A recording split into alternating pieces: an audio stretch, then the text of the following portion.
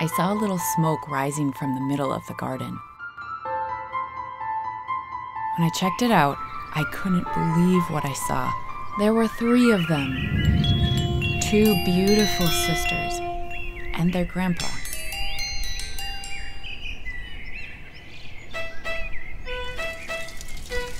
I kid you not, they were roasting marshmallows and eating s'mores.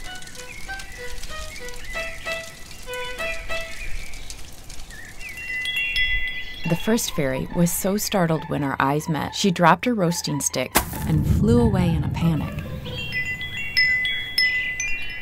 The second fairy shivered in fear, then hopped off her toadstool and followed her sister into the air. But the grandpa fairy, he didn't seem to mind my presence at all. In fact, he casually asked if I'd like a s'more. His s'more station was attended by his ladybug friend, who was perched on a graham cracker box no bigger than a nickel. Quick as a wink, he prepared my s'more, 3 of them actually. As he handed me the plate, he boldly informed me in his thick fairy accent that I would need at least that many, since I was accessorially tremendable in relations to a wee folk fellow such as himself. Today I'll be making miniature polymer clay s'mores for fairies or for doll houses. This is CertainlyCaroline with more polymer clay fairy tale nonsense. Create your own fairy tale world with my miniature art tutorials. As always, a link to the supplies I used for this tutorial will be in the description below. Before digging into the s'mores, I wanted to let you know I've been working on a beginner's doll making course, so if you'd like the step-by-step on how I make my dolls, sign up for my newsletter and I will notify you when I launch the course. For the marshmallows, roll out a snake of white polymer clay dusted in cornstarch. I found it's nearly impossible to work with white polymer clay without using gloves, because it will proudly display dust, fingerprints, anything that happens to be hanging out around your workstation. Polymer clay marshmallows can either be ridiculously easy to make or incredibly frustrating depending on whether or not you have gloves.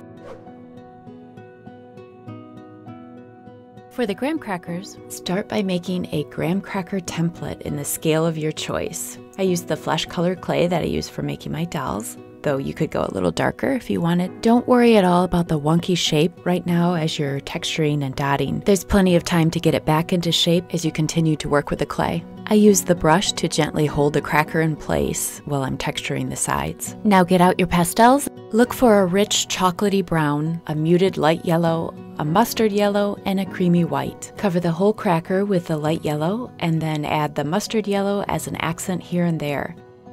Use the brown for the toasted edges and top it off with the cream color for a dusted, realistic look. And bake your crackers according to your clay's directions. Now get out your chocolate-colored clay and shape the clay into melted chocolate. Just a dot of liquid clay will keep your s'more ingredients together. Shape some white clay into a marshmallow, add it to your s'more with the liquid clay. Top it off with another cracker and squeeze just a little. Now just brush on some of your pastel colors and then bake it once more.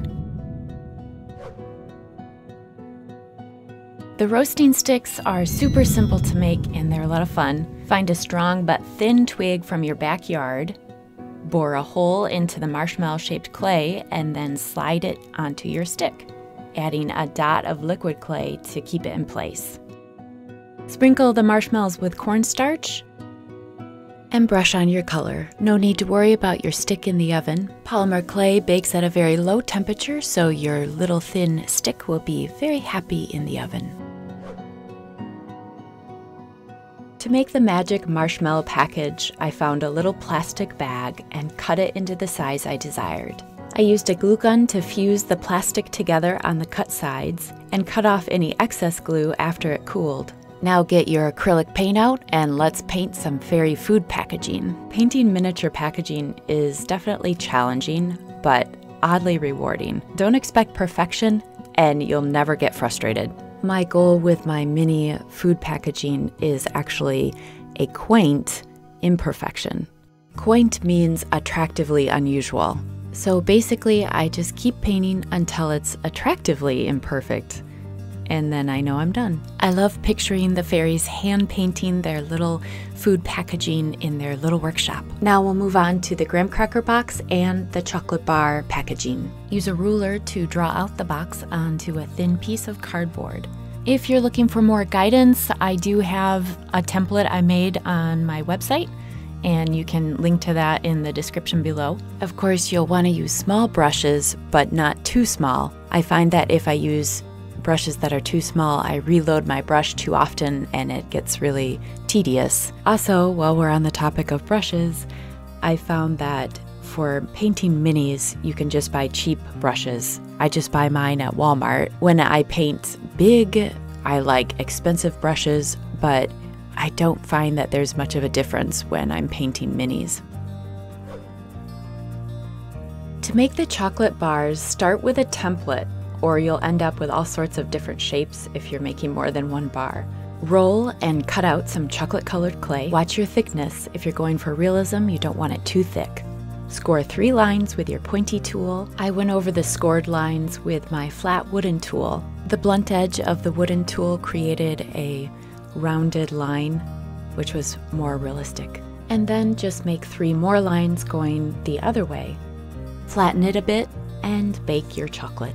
Once your chocolate has cooled, just sand it a little, wrap it in tin foil, secure your packaging, and enjoy your sweetie. If you liked this video, you could really help me out by hitting the like button, and be sure to subscribe to my strange little world of polymer clay fairy tales.